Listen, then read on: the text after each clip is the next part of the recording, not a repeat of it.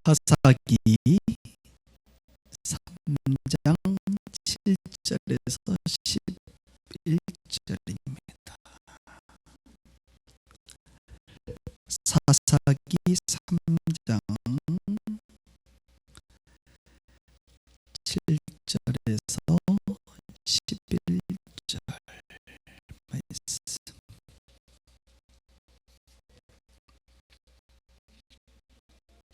제가 한 절, 여러분이 한 절 교독하고 마지막은 함께 읽습니다.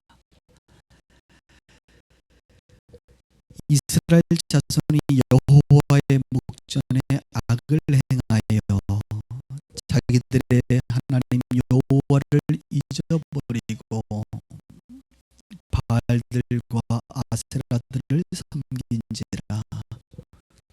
여호와께서 이스라엘에게 진노하사 그들을 메소포타미아 왕 구산 리사다임의 손에 파셨으므로 이스라엘 자손이 구산 리사다임을 8년 동안 섬겼더니 이스라엘 자손이 여호와께 부르짖음에 여호와께서 이스라엘 자손을 위하여 한 구원자를 세워 그들을 구원하게 하시니 그는 곧 갈렙의 아우 그나스의 아들 온니엘이라.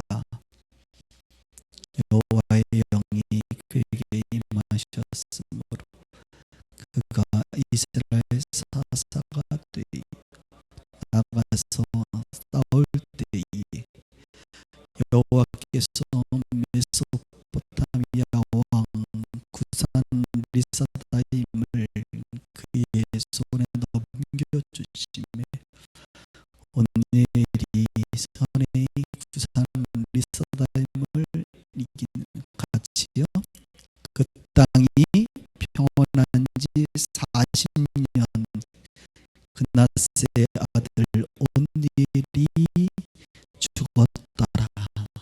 아멘.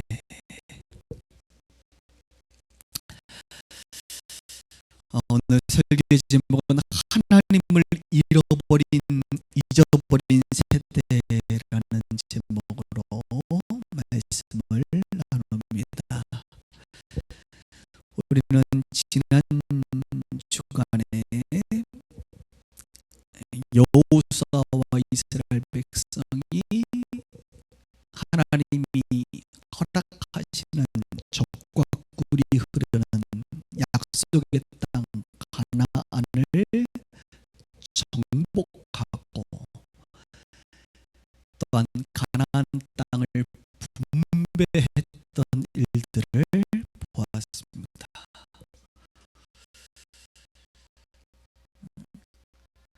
그 분배가 끝나고 나서 그 분배는 BC 1400년이라고 이야기했습니다. 그 이후에 10년이 지나고 바로 여호수아는 죽습니다. 여호수아가 죽기 전에 이스라엘 백성들에게 유언과 똑같은 말씀을 나누게 되는데요. 여호수아 마지막 부분에 보면 이런 말씀을 나눕니다. 잘 들어보십시오. 그러므로 스스로 조심하여 너희의 하나님 여호와를 사랑하라. 너희가 만일 돌아서서 너희 중에 남아있는 이 민족들을 가까이 하여 더불어 혼인하며 서로 왕래하면 확실히 알라. 그들이 너희에게 올무가 되며 덫이 되며 너희의 옆구리에 채찍이 되며 너희의 눈에 가시가 되어서 너희가 마침내 너희 하나님 여호와께서 너희에게 주신 이 아름다운 땅에서 멸절하리라, 이렇게 말씀을 하고 있습니다.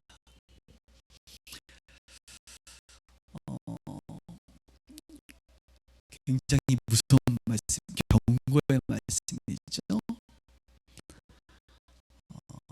스스로 조심해서 여호와 하나님만을 사랑하라, 이렇게 말하고 있습니다.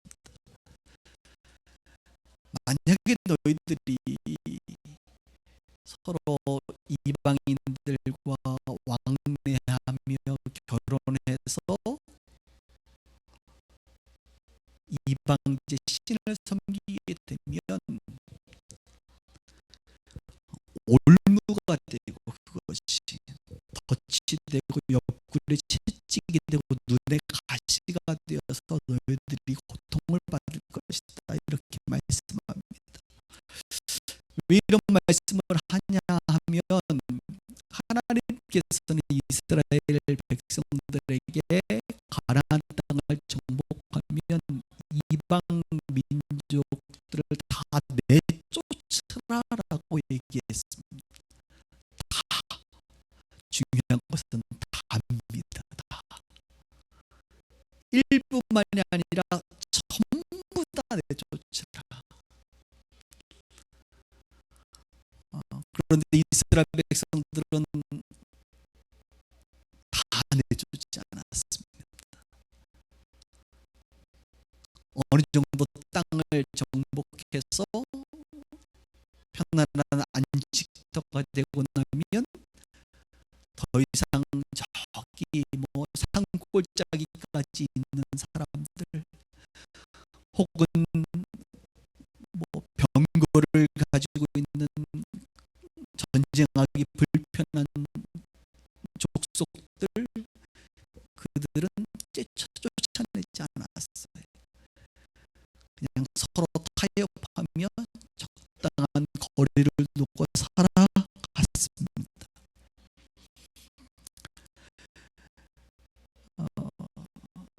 이것이 문제이죠. 하나님께서 다 쫓으라고 하면 다 이유가 있는 거예요. 하나님은 이유 없이 말씀하시는 경우가 별로 없습니다. 사람들을 너무나도 잘 알기 때문에, 이 인간의 죄성 때문에 결국에는 다 쫓아내지 아니하면 그들이, 이스라엘 백성들이 이방 여인을 좋아하고 또 이스라엘의 여자들이 이방 남자를 좋아하고 서로 왕래하다 보면 장가들고 장가들다 보면 결혼 안에서 결혼만 하는 것이 다가 아니라 결혼할 때 그들이 믿는 신을 섬기게 될 것이기 때문에, 그래서 결국에는 하나님을 섬기지 아니하고 다른 신을 섬기게 될 것을 하나님은 미리 아시고 다 내쫓으라라고 말씀하셨습니다. 우리가 읽은 사사기 3장 7절 말고 그 앞에 보면 이런 말씀이 있습니다. 이스라엘이 이방인들의 딸들을 맞아 아내로 삼으며 자기 딸들을 그들의 아들들에게 주고 또 그들의 신들을 섬겼더라. 하나님의 생각대로 정말 이스라엘 백성들은 그렇게 되어버렸습니다.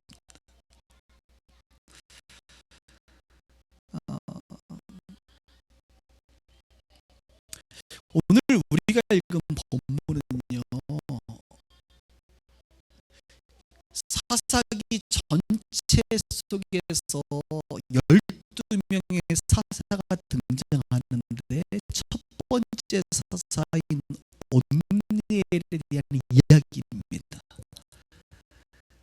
그런데 이 온니엘에 대한 이야기 짧은 본문이 곧 12명의 사사들에게 일어났던 일들을 그대로 반복하고 있는 것들을 보게 돼요. 사사기는 너무너무 쉬워요. 계속 목사님 쉽다 그러죠. 정말 쉽습니다. 사사기는 1장, 2장 서론이고요. 그냥 3장부터 12명의 사사의 이야기가 등장합니다.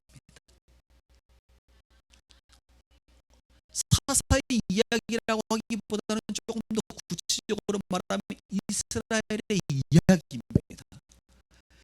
그리고 마지막 뒷장의 5장은 이스라엘 백성들이 얼마나 타락했는지의 실상을 보여줍니다.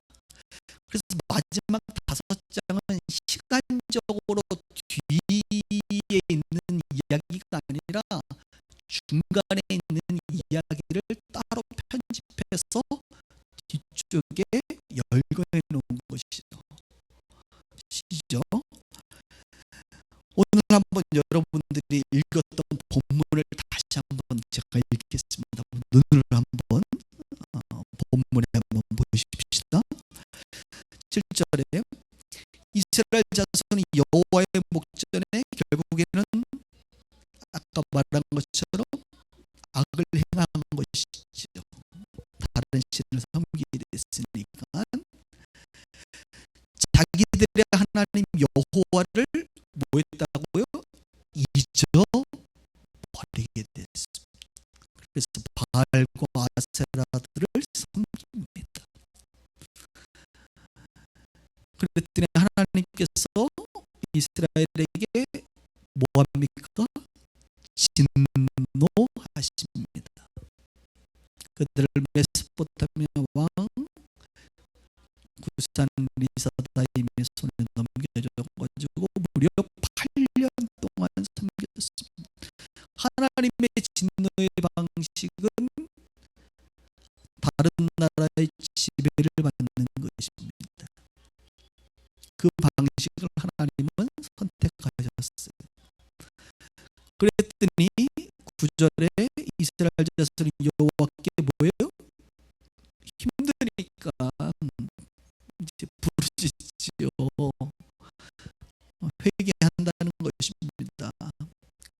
그랬더니 여호와께서 이스라엘 자손을 위하여 한 구원자를 세워서 구원하게 하십니다. 그가 온니엘입니다. 온니엘입니다. 그리고 11절에 그 땅이 평온한 지가 40년 되었더라 이렇게 말하고 있습니다. 저를 보십시오. 사사기를 공부할 때마다 외워야 될 5 단어가 있습니다. 첫 번째, 이스라엘 백성들은 악을 행합니다. 그리고 그들은 악을 행함으로 하나님의 징계를 받습니다. 징계를 받고 그들이 힘드니까 하나님께 회개합니다. 부르짖습니다. 회개하니까 하나님이 구원자를 보내십니다. 사사를 보내십니다. 그랬더니 구원자가 그 고통에서 건져서 그들이 평온합니다. 이 5가지의 중요한 이 흐름이 12 사사 가운데 계속 반복돼.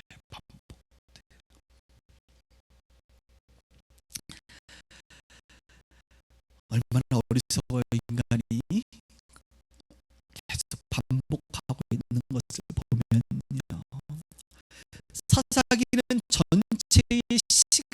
숫자로 얘기하면 한 350년 정도가 됩니다.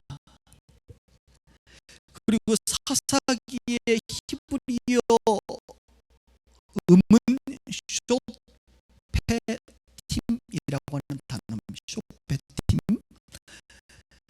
사사기라는 단어의 뜻은 풀었으면 지도자들이라는 의미입니다.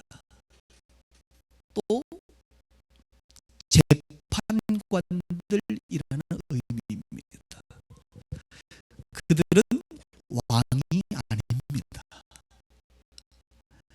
이스라엘의 왕은 하나님이십니다. 그리고 하나님의 거룩한 종, 지난주에 얘기한 거룩한 종으로서 하나님은 모세를 부르고 여호수아를 불렀던 것처럼 사사들을 부르십니다. 그렇게 하나님은 이스라엘 백성들의 왕이 되시는 신정 통치 국가를 운영하십니다. 그리고 사람들 사이에 이것들을 이끌어갈 재판관들, 지도자들을 세우십니다. 그들이 사사입니다. 왕은 하나님이라고 하는 그 사실을 기억해야 되죠. 이 5가지 악을 행하고 하나님의 징계를 받고 그들이 회개하고 사사를 보내고 평온한 이 5가지의 사이클을 오늘은 하나씩 조금 더 세부적으로 살펴볼 것입니다. 첫 번째로 이스라엘 백성들은 악을 행했습니다. 그 악을 행하는 가장 쉬운 방법은 그들이 이방 여인을 아내로 맞이하고 이방 남자에게 시집가는 일이었습니다. 여러분, 결혼이라고 하는 것은 사람이 하나가 되는 것이에요. 저도 결혼 생활을 한 15년 정도 지금 하고 있는데요. 제가 느끼는 것 중에 하나가 아내가 아닌 그 어떤 사람과도 하나가 되지 않는다는 것을 어느 순간 깨달았어요. 좋은 목회자가 있고 좋은 동료들이 있고 좋은 성도들이 있지만 이들과 아무리 가깝게 지내고 허물없이 지낸다고 해도 하나는 안 된다는 것을 제가 깨달았어요. 그래서 어느 순간 정말 내가 하나가 될 만큼 가까운 사람을 기대했던 것을 어느 순간 내려놨습니다. 여러분, 부부가 아니고서는 하나가 되지 않아요. 육체의 연합을 포함한 이 하나가 되는 비밀. 그래서 또 하나 깨달았어요. 가정이 부부가 하나가 되지 않는 사람은 또 다른 하나를 위해서 찾아 떠나는구나. 그래서 사회에 문제가 되는 거예요.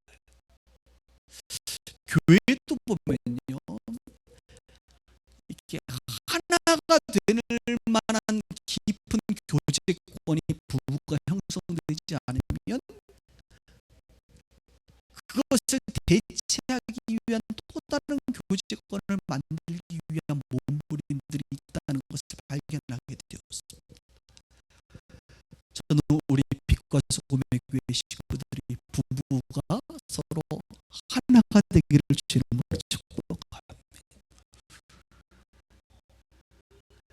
안전 의미에서 하나가 되는 것은 곧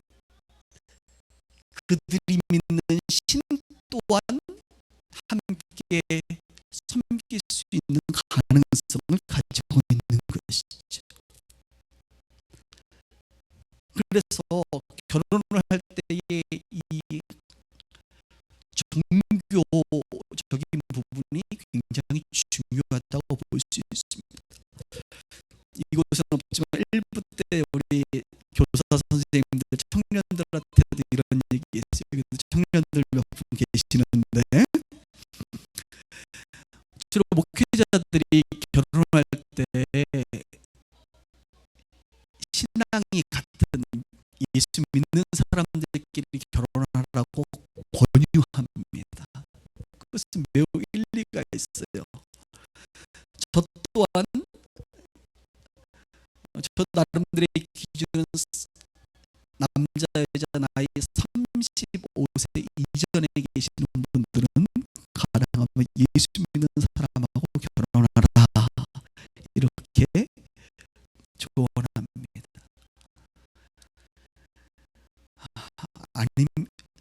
만약에 아닌 경우는 저를 따로 한번 만날 수 있도록 기회를 달라, 뭐 이렇게도 얘기를 하고요. 제가 그렇다고 뭐 제가 뭐 결정할 수 있는 부분은 아니죠. 그런데 그것보다 더 근본적인, 그러나 35세가 넘는 사람들에게 제가 이렇게 조언합니다. 꼭 예수를 안 믿어도 되니 좋은 사람이면 결혼해도 괜찮아. 목사님 한 발 빼셨네.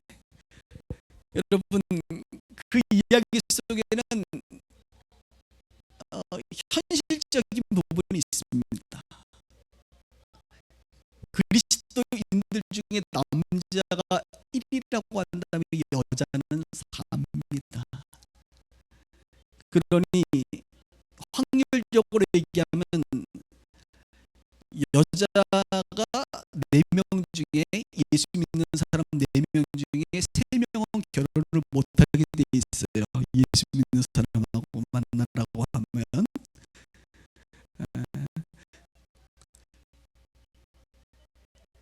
근데 여러분, 왜 목회자들이 결혼을 그렇게 하지 말라라고 얘기하는 것 안에는 더 중요한 의미가 있어요.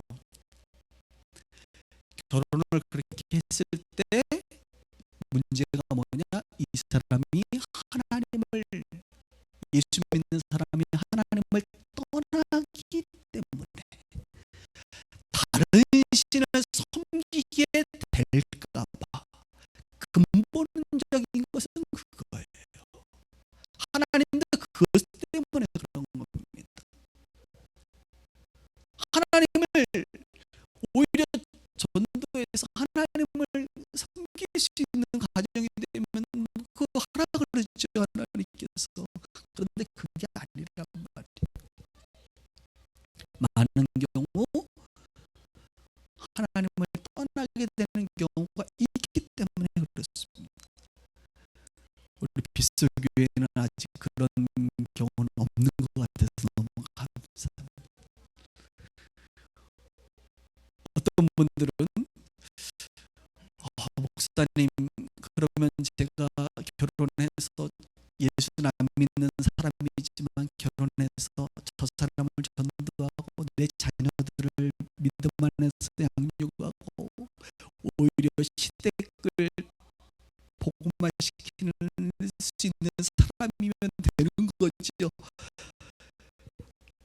그렇습니다. 가능합니다. 여기 계신 분들 중에도 예수를 결혼을 하고 아내를 통해서, 남편을 통해서 믿는 분들도 계시기 때문에 그렇습니다.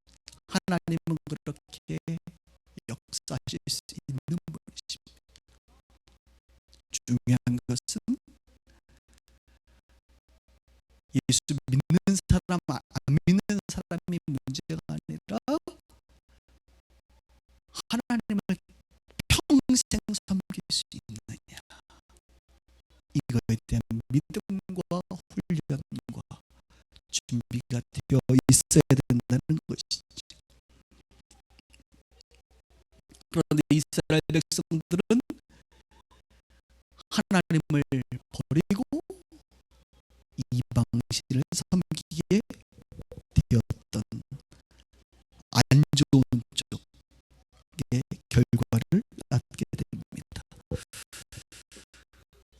사사기 이제 뒷부분에 17장하고 18장에 보면 이스라엘 백성들의 악행에 대해서 구체적으로 두 가지가 나오는데, 첫 번째가 미가 이야기입니다. 미가, 여러분 들어보셨나요? 미가의 집 이야기, 제사장 이야기입니다. 미가라는 사람이 있습니다. 이 사람은 이스라엘 사람입니다. 어머니가 이 미가에게 은을 주었습니다. 그래서 미가가 그 은을 가지고 뭘 했냐면 은 신상을 만들었습니다. 이스라엘 사람인데 신상만 만든 게 아니라 자기 집에 신당을 만들었습니다. 신당만 만든 게 아니라 제사장을, 자기 아들을 제사장, 레위인이 아님에도 자기 아들을 제사장 삼으려고 에봇을 만들고 우상 딴지인 드라빔을 만들었어요. 그리고 아들 중에 한 명을 너는 오늘부터 우리 집의 제사장이니 너가 제사장 직분을 수행하라라고 말합니다. 이게 얼마나 황당한 일이에요, 여러분. 지금 십계명으로 이야기하면 우상을 만들고 레위인도 아닌 자기 아들을 누구를 위하여? 하나님이 아닌 나를 위하여, 미가를 위하여 제사장 삼아버리고, 개념이 없는, 하나님의 말씀을 도저히 알지 못하는 영적 타락의 현장을 보고 있는 것입니다.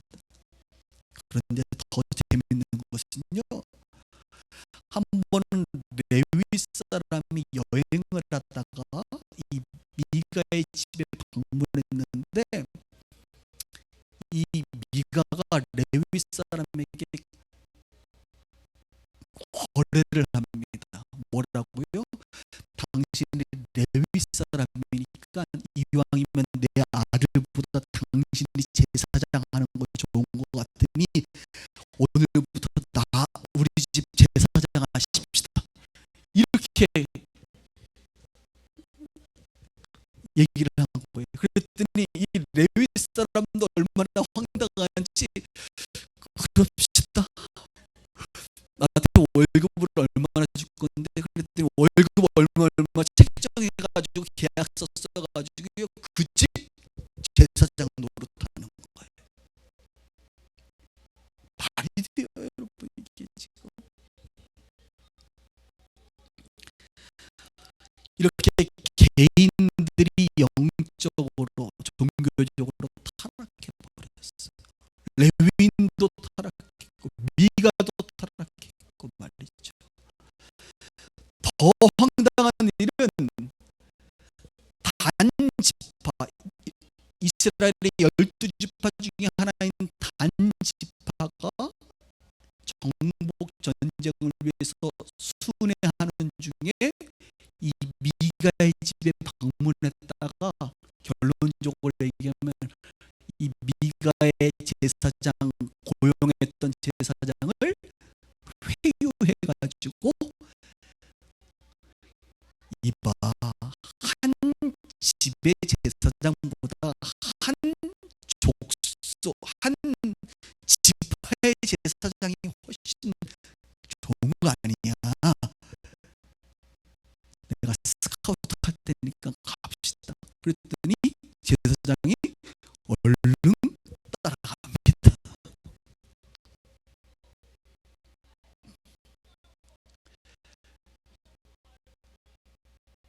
이런 일이 있을 수 있나요? 그 지파는 하나님이 아닌 우리를 위하여, 우리를 위하여, 나를 위하여. 신앙의 왜곡은 여기서 일어나는 거예요. 하나님 우리를 창조하시고, 지난주 골로새서의 말씀처럼 우리는 그리스도께 창조함을 받았을 뿐만 아니라 그리스도를 위하여 창조함을 받은 자거든요. 하나님을 위하여 창조함을 받았거든요. 그런데 사람들이 하나님이 아닌 나를 위하여, 우리 지파를 위하여, 이것이 타락의 시작이죠. 이렇게 이스라엘 개인의 영적인 타락뿐만 아니라 이스라엘이라고 하는 한 지파의 영적인 타락이 이루어지는 것을 보게 됩니다. 이것이 사사시대에 일어난 하나님을 잊어버린 세대들의 특징입니다. 더 나아가서 영적인 타락, 종교적 타락이 있고 나면 도덕적으로 타락합니다. 사사기 19장부터 21장은 이런 이야기가 나옵니다. 또 한번 들어보십시오. 이건 또 얼마나 황당한지 몰라요.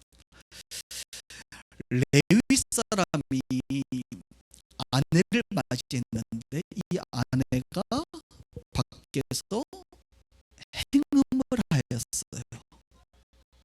이것도 여러분 문제죠. 행음을 하고 나서 집에 들어오지 않고 이 여자가 친정으로 도망을 갔습니다. 그러니 참 이 레위 사람이 참 괜찮은 사람 같아. 행음하고 친정에 숨어 있는 그 아내를 데려오겠다고 처갓집에 갑니다. 그랬더니 장인어른이 자꾸 못 가게 말리는 거예요. 근데 장인어른을 설득하고 해서 결국은 아내를 데리고 이제 자기 집으로 가는 길입니다. 이방인들의 거하는 곳에서 하룻밤을 자려고 하니 마음이 불편해서 그래도 우리 이스라엘 백성들이 거주하고 있는 성읍으로 가자 해서 결국에는 베냐민 자손들이 거하고 있는 땅으로 갔습니다. 근데 밤이 늦었어요. 감사하게도 베냐민 자손 중에 어떤 노인 한 명이 자신의 집에 와서 유숙하라고 호의를 베풀어 줬습니다. 그래서 그 집에 들어가서 이제 잠을 자려고 하는데 웬일이요? 베냐민, 그 땅에 있는 베냐민 자손들 중에 성경을 이렇게 말합니다. 불량배들이, 누가? 불량배들이 찾아온 것입니다. 외지 손님이 왔다는 걸 알고 왜 찾아왔냐? 찾아와서 이렇게 말하는 거예요. 지금 들어간 그 남자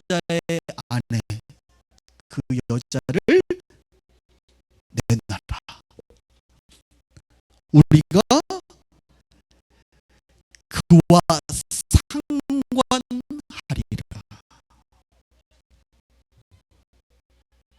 이것은 소돔 땅에서 일어난 일이죠.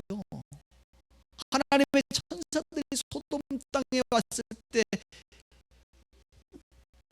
상관한다는 건 뭐예요? 성적인 성폭행하겠다는 거예요.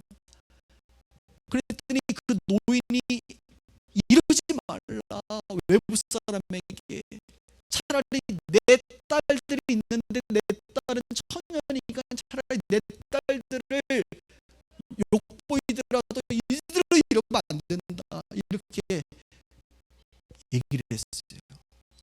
근데 그들이 포기하지 않고 결국에는 그 레위인의 아내를 끄집어내서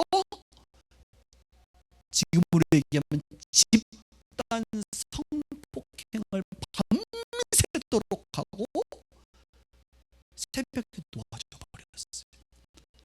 이 여자가 다시 유숙하고 있는 그 노인의 집에 힘먹게 오다가 결국 그 문 앞에서 쓰러져 죽습니다. 새벽이 돼서 노인이 문을 열었더니 그 여자가 죽어 있는 거예요. 죽음으로 발견된 거예요. 레위인이 얼마나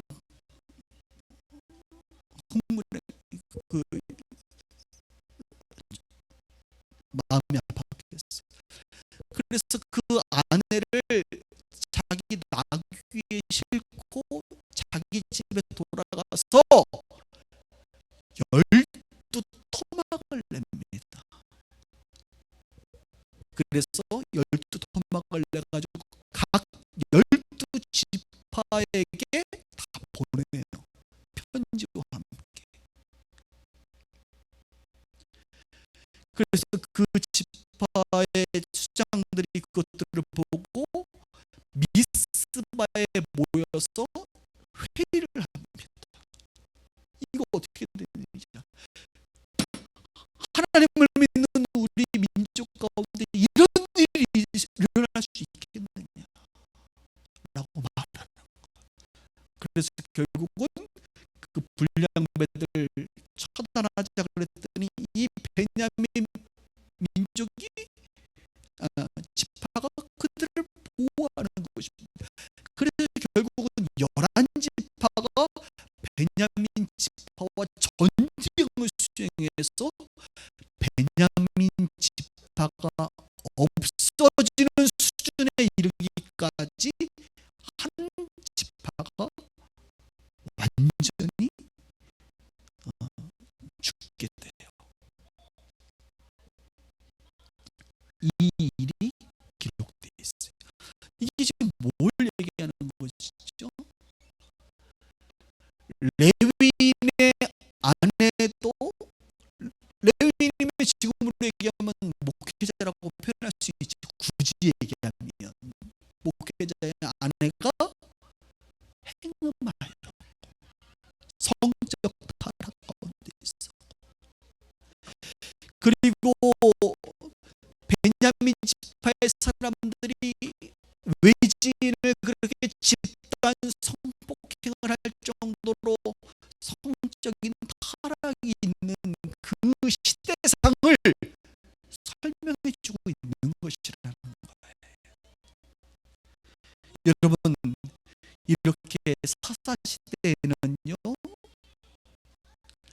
하나님을 잊어버리고 하나님의 말씀을 잊어버리고 살아가는 세대가 종교적, 자기를 위한 종교를 만들고 성적 타락을 일으키는 것입니다.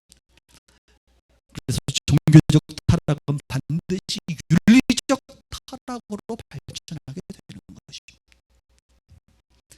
이것은 다른 사람의 이야기가 아닙니다. 여기 계신 저와 여러분들도 마찬가지예요. 우리의 신앙 외형적인 타락은 성적 타락으로 발전합니다. 여러분들이 예수를 떠나면요, 하나님을 섬기지 않으면 첫 번째로 성적 타락 가운데 놓일 것입니다.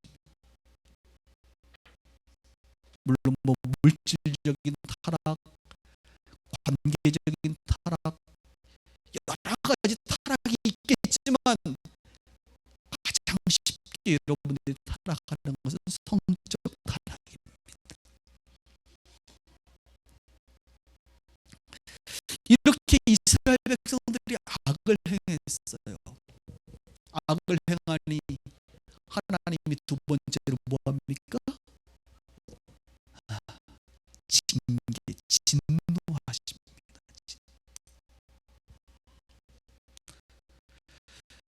하나님은요, 여러분 오해하지 마세요. 하나님은 사랑의 하나님이시지만 동시에 공의로우신 하나님이세요. 하나님은 은혜와 자비를 베푸시지만 죄에 대해서 심판하시고 징계하십니다. 지금도요.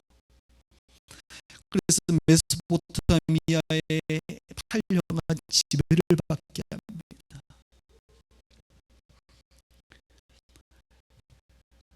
다른 사람이 큰 문제 일으킨다고 나하고 별로 관계없는 사람이 잘못하면 징계할 이유가 없어요.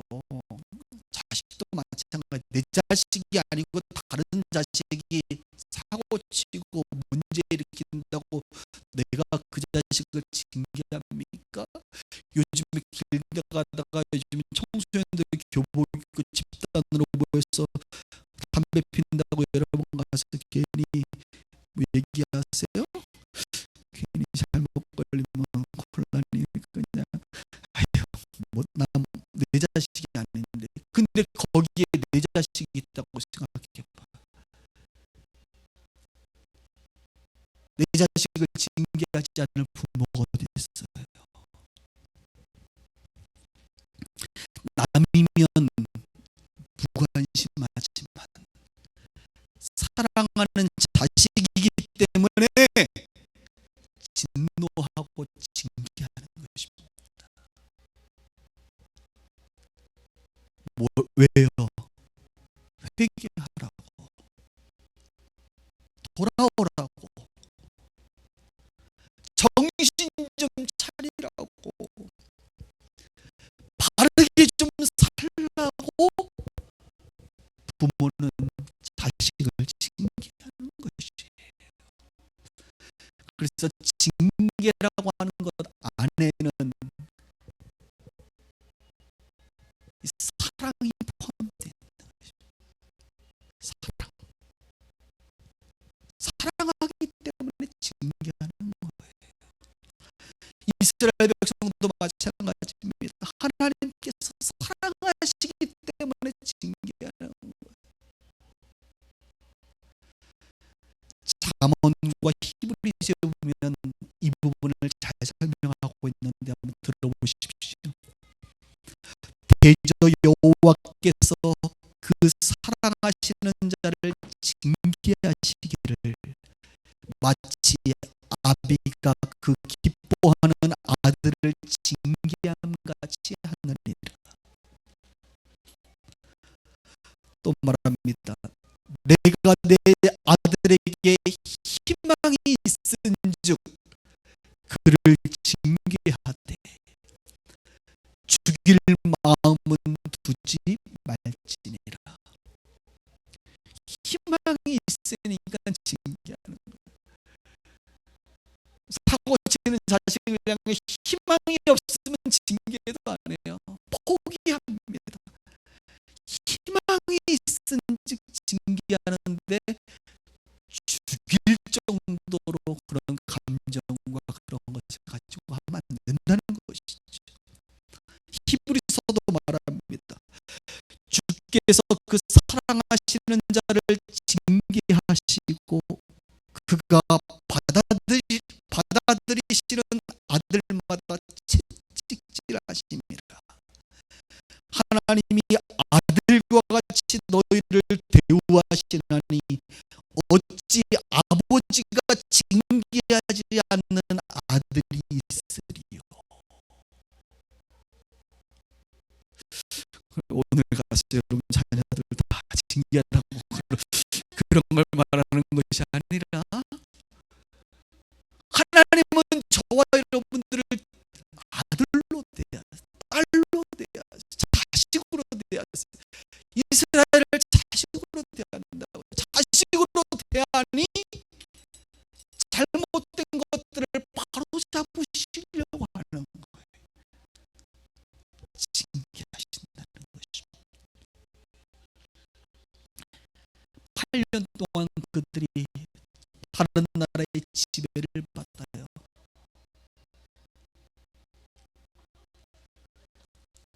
그리고 그들이 뭘 했을까요? 세 번째는 악을 행하고 징계를 받으니, 징계받으면 힘들거든요. 이제 회개하지요. 하나님께 부르짖습니다.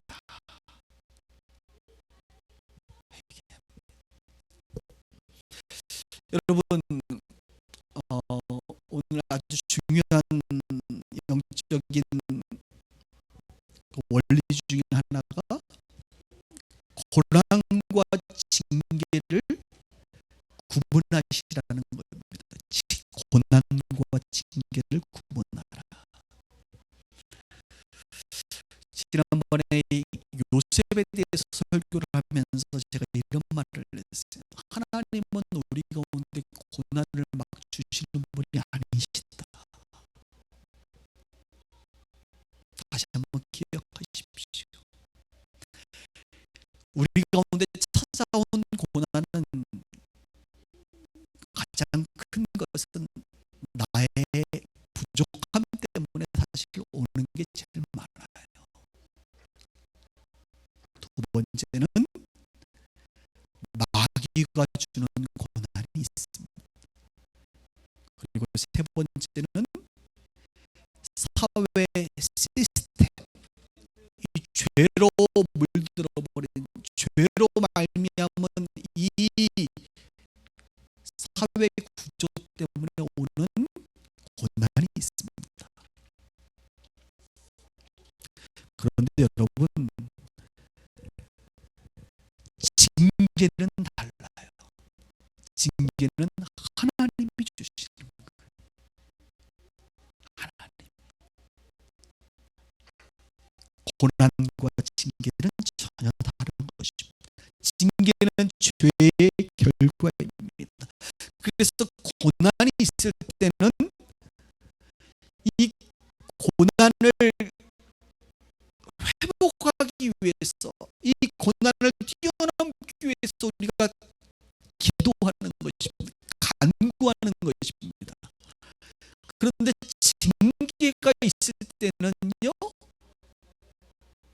회개하셔야 돼요. 회개.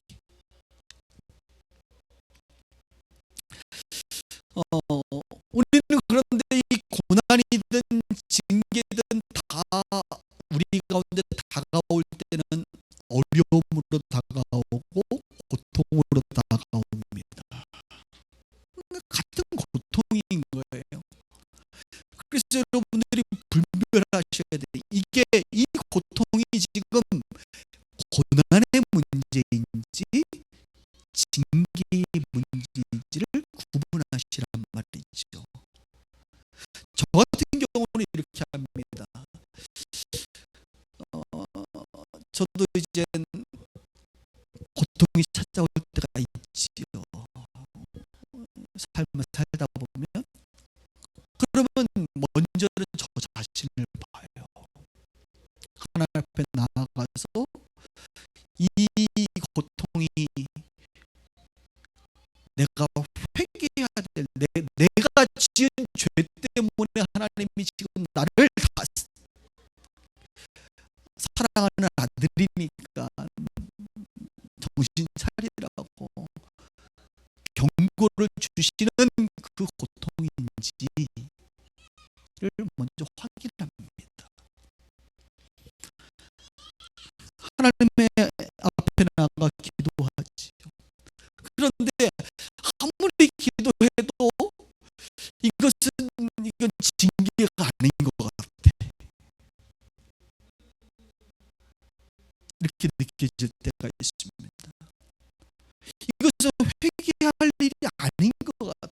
이거 회개할 것이 아니라고 느껴질 때는 저는 이것을 고난으로 받아들입니다. 고난. 하나님이 주신 것이 아니라 나의 부족함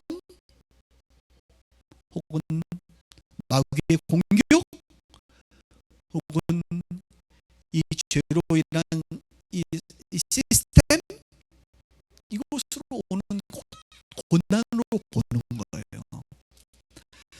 고난의 문제는 뭐 하면 됩니까? 인내하면 돼. 고난의 문제는 오래 참으면 돼. 고난의 문제는 뛰어넘도록 하나님께 간구하는 것입니다. 대표적인 사람이 욥이죠. 욥은 어땠습니까? 엄청난 고통을 받았어요. 그리고 그는 그것이 하나님께로부터 온 징계인 줄 알았습니다. 그래서 기도하잖아요. 회개합니다, 실제로. 그런데 회개하고 회개해도 아무리 봐도 이것은 내가 회개할 게 아닌 거라고 자기가 판단합니다. 자기는 이것을 고난으로 받아들여요. 그래서 이것을 인내하고 견디고 결국에는 이 고난으로 말미암은 고통을 잘 견뎌서 화가 복이 되죠. 그런데 주변의 사람들은 계속 뭐라 그래요? 이것은 고난의 문제가 아니라 하나님의 징계다라고 얘기합니다.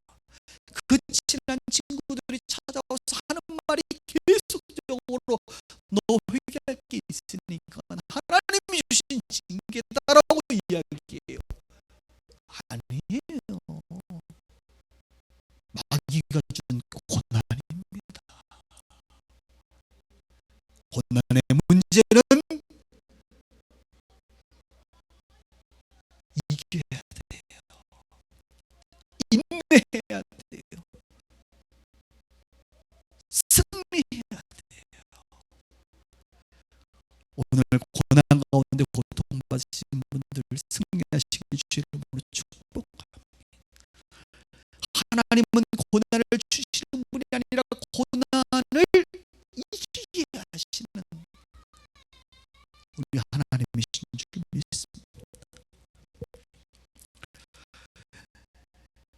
부르짖으니 네 번째로 하나님께서 사사를 보내셔서 구원하십니다. 오늘은 온니엘을 보냈는데요.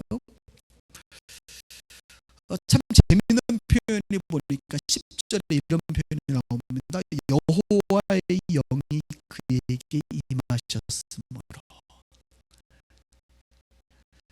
뭐 사사가 그렇게 대단한 사람이냐? 여러분, 그렇지 않아요. 중요한 건 어떤 사람이든 간에 여호와의 영이 임한 것이 중요해요. 그래서 재밌게도 사사의 12명의 그 배경, 삶의 배경을 살펴보면 그렇게 똑똑한 사람만 있는 게 아니에요, 여러분. 위로가 되기를 바랍니다. 입다라는 사람이 있어요. 입다라는 사단은 출신이 기생의 아들입니다. 성경이 그것을 굳이 말하는 건 뭐냐면 그것을 말하고 싶은 거예요. 기생의 아들, 사회적으로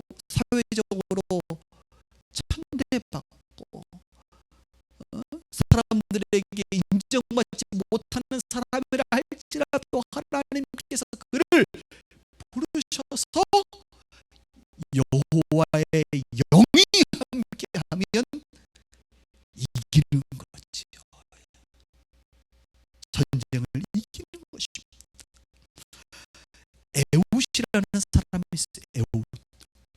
에웃은 성경에 보니까 왼손잡이다라고 표현하고 있어요. 이거 왜 한 줄 아세요? 왼손잡이라는 게 지금은 큰 문제가 아니지만 그 당시 왼손잡이는 문제가 있다고 사회에서 느껴졌기 때문에 그렇습니다. 어느 학자는 왼손잡이는 그 당시 장애인으로 사람들이 생각했다라고도 얘기합니다. 꼭 그렇게 생각하지 않아도 왼손잡이는 사회에서 편견이 있는 거예요. 그래서 저희들도요, 예전에 왼손으로 밥 먹고 그러면 부모님들이 막 혼냈잖아요. 오른손으로 하라고. 지금은 왼손잡이들이 훨씬 더 훌륭하다고 보는 것 같아요. 부럽잖아요. 양쪽 다 쓰고. 그러니까 그 당시에 왼손잡이는 왕따였습니다. 왕따. 그런데 그런 에웃을 하나님이 부르셔서 여호와의 영이 함께하니 그가 민족을 구원하는 자가 되는 것입니다. 또 드보라라고 있어요. 드보라 들어보셨죠? 여성입니다. 예수님 당시만 하더라도 여성이 인구에 포함되지 않고 천대받던 시대인데 그 당시 여성은요 정말 이렇게 표현해서 그렇습니다. 보잘것없는 존재였습니다. 제가 인간으로 얘기하지 않고 존재로 그냥 얘기했습니다. 그런데 하나님이 그 여성을 사사로 세워요. 저는 지금도 한국교회 보면 이제 아주 유명한 그 한국의 장로교 교단 중에 여자 목사 수를 아직도 안 주고 있는 데가 있어요. 저는 아무리 생각해도 분명히 하나님도 여자를 들어서 여호와의 영이 함께 하시면 사용하시는데 왜 안 하시나. 물론 저희 교회는 이제 여성 사역자들이 늘 있으니까 감사한데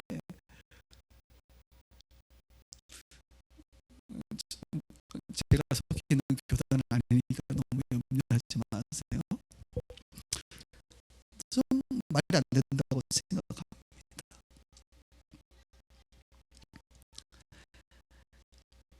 이렇게 그 당시에 어떤 육적으로 봤을 때 훌륭하지 않은 것처럼 보이는 사람들도 하나님이 그들을 불러서 중요한 건 하나님의 영이 함께 하니까. 그래서 여러분 이번에도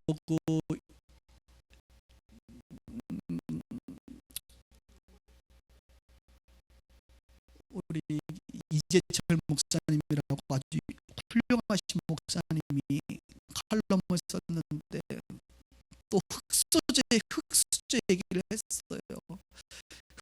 수저는 옛날에도 있었다. 우리 그리스도인들이 자꾸 그것에 매이면 안 된다.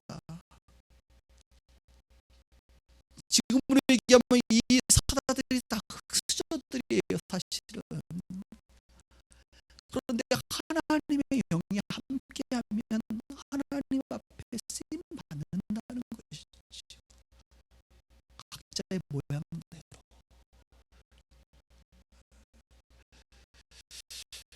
저 여러분들도 마찬가지입니다. 여러분의 자녀들도 마찬가지예요.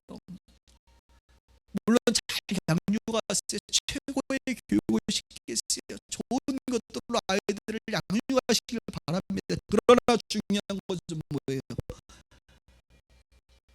하나님을 잊어버리는 세대가 되면 안 된다는 것이고, 두 번째는 그들에게 여호와의 영이 함께해야 된다는 것입니다. 하나님의 영이 함께할 때에 그들이 하나님의 나라의 일꾼이 되는 것입니다. 놓치지 말아야 될 것이죠. 이렇게 악을 행하고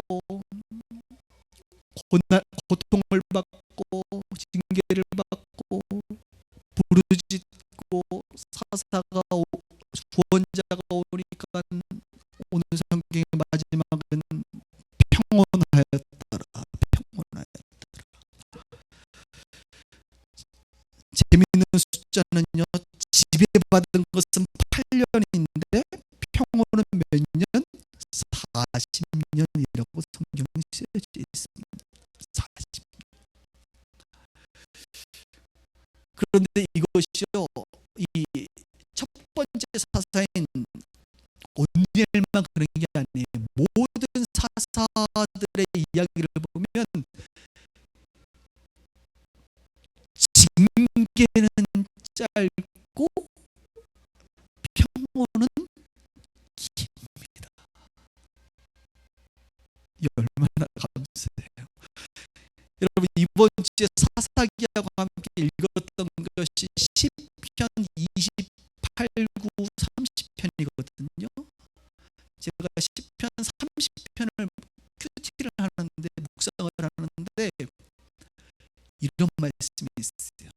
30편 5절에 이런 말씀이 있습니다. 그의 노염은 잠깐이요 그의 은총은 평생이로다. 하나님의 노염은 잠깐이고 하나님의 은총은 평생이로다. 우리 하나님이 그런 분이세요.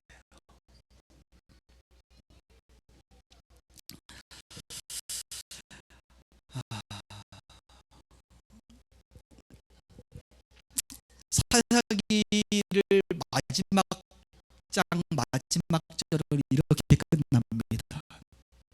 그때에 이스라엘의 왕이 없으므로 사람이 각기 자기의 소견에 옳은 대로 행하였더라. 이 말씀이 여러 번 반복되죠. 그 당시에 이스라엘의 왕이 없으므로, 왕이 없었나요? 있었습니다. 그 왕이 누구십니까? 하나님이셨습니다. 왕이 계셨는데 이스라엘 백성들에게는 왕이 없었다는 게 무엇입니까? 그 왕을 잊어버린 거예요. 그 왕을 잊어버린 거예요. 더 이상 하나님은 그들에게 왕이 아니었던 것이죠. 그러니 종들이 말이죠, 왕이 없으니 자기의 소견에 옳은 대로 행할 수밖에 없지요. 우리에게도 왕이 있습니다. 하나님이십니다. 우리에게도 왕 하나님이 없으면, 우리에게도 하나님이 말씀하지 않으면 저와 여러분들도 자기의 소견에 옳은 대로 행하게 되어 있어요. 저는 이 시대의 가장 적절한 성경 구절이 무엇이냐라고 말하보면 이 사사기 마지막 절이 이 시대 그리스도인들에게 꼭 필요한 말씀이라고 봐요. 여러분 아마 설교도 들었을 것입니다. 여러분, 이 시대 그리스도인들에게 분명히 왕이 있어요. 다 왕을 고백해요. 하나님이 왕이라고 다 얘기한단 말이에요. 그런데 문제는 그들의 삶에는 하나님이 왕이 아니세요. 그래서 우리 그리스도인들의 삶에 자기의 소견에 옳은 대로 행하는 것이 얼마나 많은지 몰라요. 이 시대 그리스도인들의 특징입니다. 이 얼마나 가슴 아픈 일입니까? 이 시대 한국교회와 우리의 삶을 보면 마치 사사기의 모습을 보는 것과 같아요. 영적 타락이 있고 윤리적 타락이 있다 그랬잖아요. 이 시대의 교회를 보십시오. 영적인 타락, 세속화가 이루어지니 교회 지도자들과 성도들의 삶이 윤리적으로 도덕적으로 얼마나 부패하고 있는 것을 보십시오. 하나님의 징계가 아직까지 이렇게 임하지 않는 것이 이게 기적일 정도예요.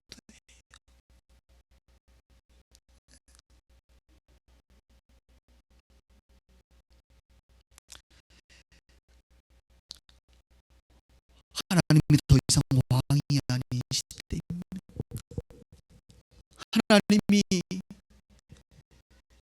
하나님의 말씀이 더 이상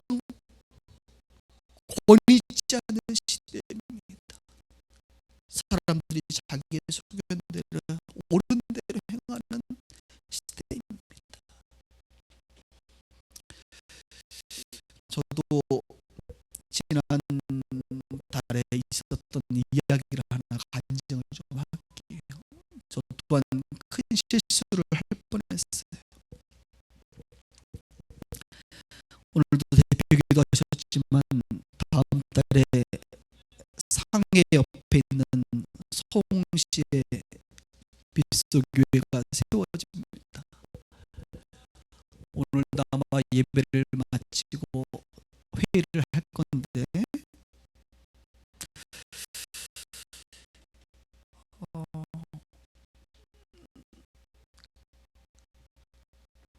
저희 교회로서는 11번째 교회이고 한인교회로서는 2번째 교회입니다.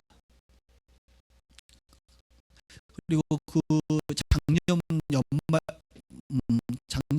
가을부터 이제 교제를 하면서 이 부분에 대해서 준비를 이제 하다가 여러분들에게 이렇게 제가 이야기할 때는 어느 정도 마무리가 됐을 때만 얘기하죠.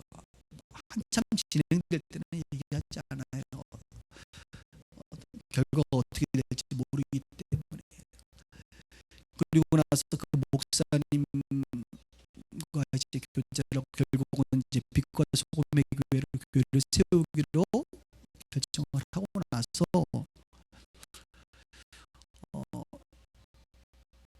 이제 이렇게 얘기했습니다. 왜냐하면 카타르 빛과 소금의 교회를 개척할 때도 저희가 500만 원을 지원해 줬어요. 교회에 이제 물품들을 구입하는 게 필요하거든요. 아니면 임대비도 좀 필요하고요. 그래서 뭐 우리 그 이번에 성 목사님에게도 성교회 목사님에게도 저희가 500만 원을 지원하겠습니다. 이렇게 얘기를 했어요. 그렇게 얘기한 것은 제 생각에는 이것을 교회 재정으로 할 생각이 없었기 때문에 그렇습니다. 제가 알아서 하겠다는 거죠. 그래서 아는 지인을 통해서 그분에게 좀 지정 후원을 받아서 열방성교회를 통해서 그렇게 지원을 하려고 이제 저는 계획을 했던 거예요. 그러니 뭐 교회 일이 아니 그 교회 재정을 쓰는 것이 아니니 당연히 회의할 이유도 없는 것이죠. 그래서 이제 그렇게 알고 그분도 그렇게 알고 저도 그렇게 준비를 하고 이제 기도를 3월 중에 이렇게 2월 중에 하고 있는데 그 기도 이제 주 그것을 위해서 기도하고 있는데 갑자기 주님께서 그런 마음을 주시는 거예요. 제 마음 가운데 왜 쉬운 일을 가려고 쉬운 것을 선택했냐? 쉬운 것을 선택. 여러분 일을 할 때는 항상 쉬운 방법을 선택합니다. 사람들은 어려운 방법을 선택하지 않으려고 그래요. 모험을 하려고 하지 않아요. 쉬운 방법을 가는 게 우리의 원래 습성입니다.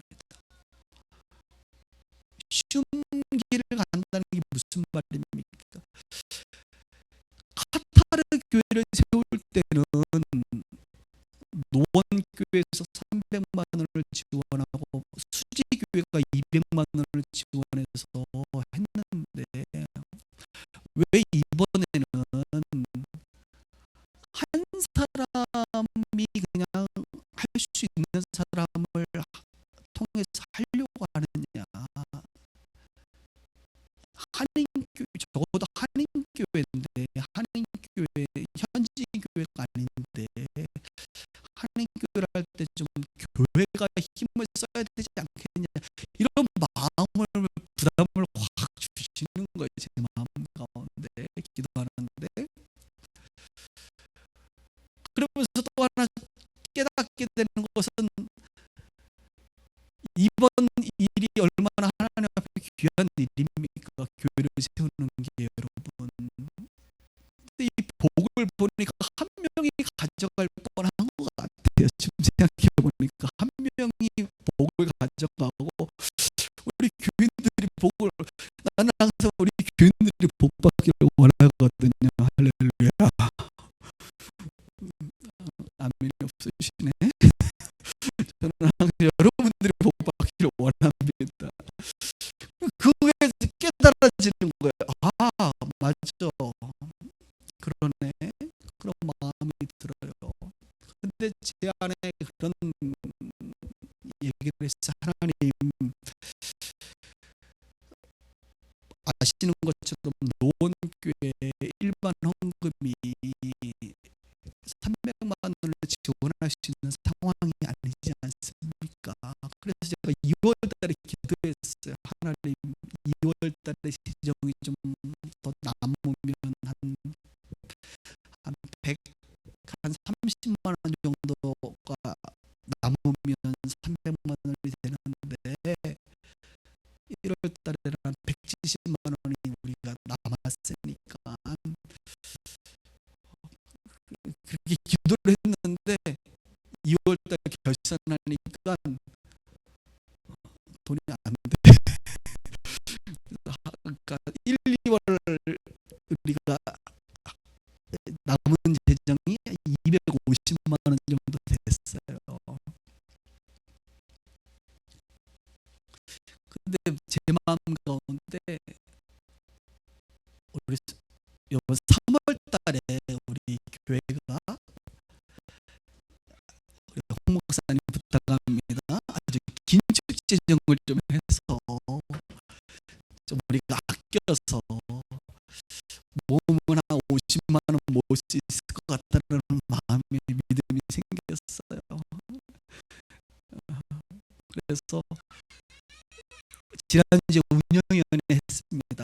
그래서 운영위원들하고 모여서 이러이러한 상황이고 우리 노원에서 이번에도 300만 원, 수지에서 200만 원 지원해서 우리가 한인교회를 세우는데 헌신합시다 이렇게 얘기를 했더니 운영위원들이 만장일치로 하여튼 저희 교회라서 만장일치라 좋아요.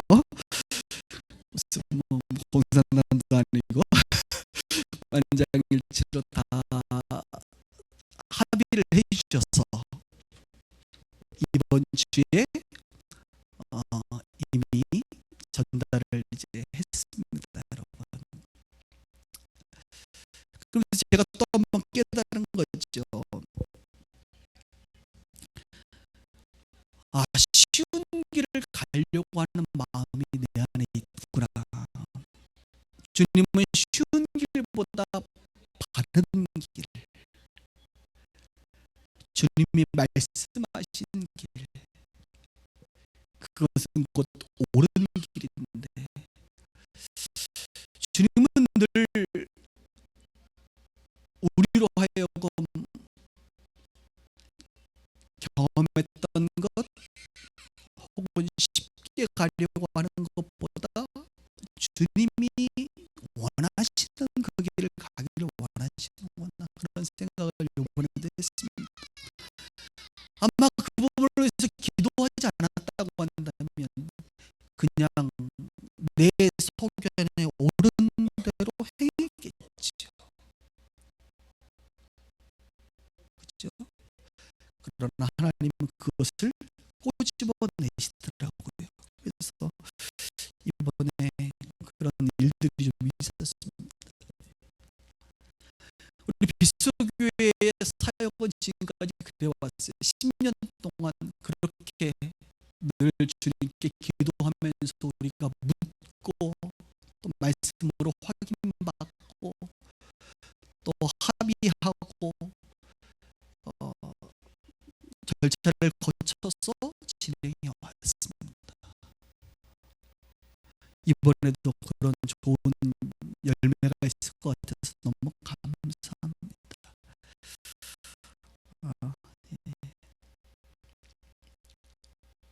뭐 특별한 헌금을 하라 이런 얘기는 안 하는 거예요. 지금 그런 거에 아니라 그냥 우리 기본적으로 있는 3월달 재정 안에서 저희가 해나가려고 합니다.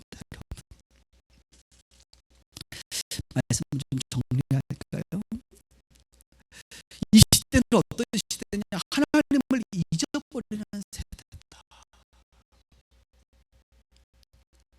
여러분, 하나님 잊어버리지 않았어요? 아마 여기 계신 분들은 아유 우리가 여기 와 있는데 하나님을 잊어버렸겠습니까? 라고 얘기할 수 있습니다. 그러면 다시 이렇게 질문해 볼까요? 여러분은 하나님을 잊어버리진 않았지만 하나님을 잊어버리고 있지는 않습니까? 하나님을 잊어버리기 시작하면 하나님을 잃어버립니다. 자음의 한자 차이죠. 잊어버리기 시작하면 어느 순간 하나님을 잃어버려요. 그래서 하나님이 없는 백성이 되는 거예요.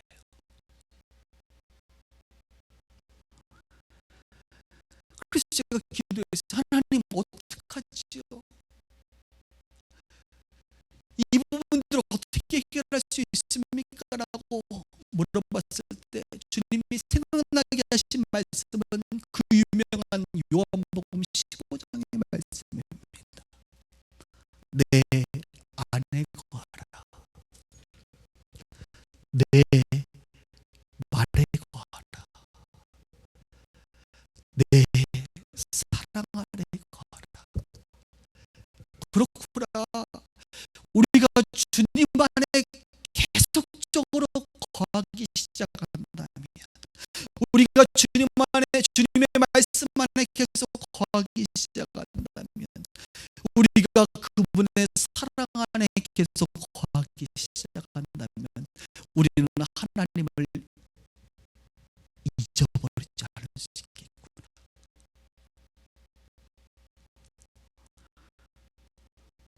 주님 안에 거하실 수 있기를 바랍니다. 내 소견에 옳은 대로 살아가다 보면 하나님을 잊어버리는 증거거든요. 그게 우리는 왕의 음성을 듣고 순종하는 그 삶, 계속적으로 살아가야 되는 것이구나, 이것을 깨닫게 됩니다. 오늘 말씀을 드리면서 혹시 여러분 첫 번째 주제인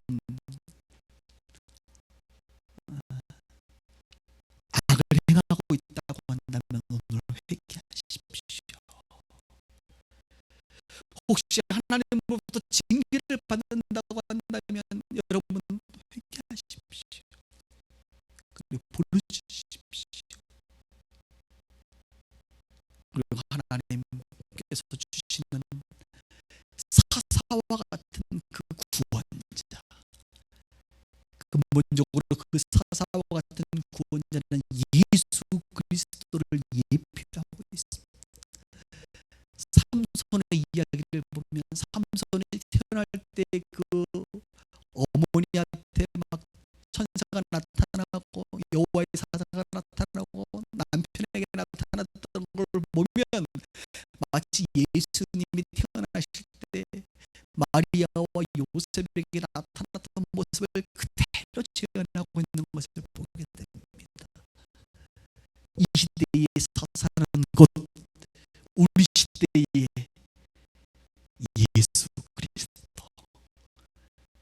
죄와 사망에서 우리를 건져내신 그 예수 그리스도이심을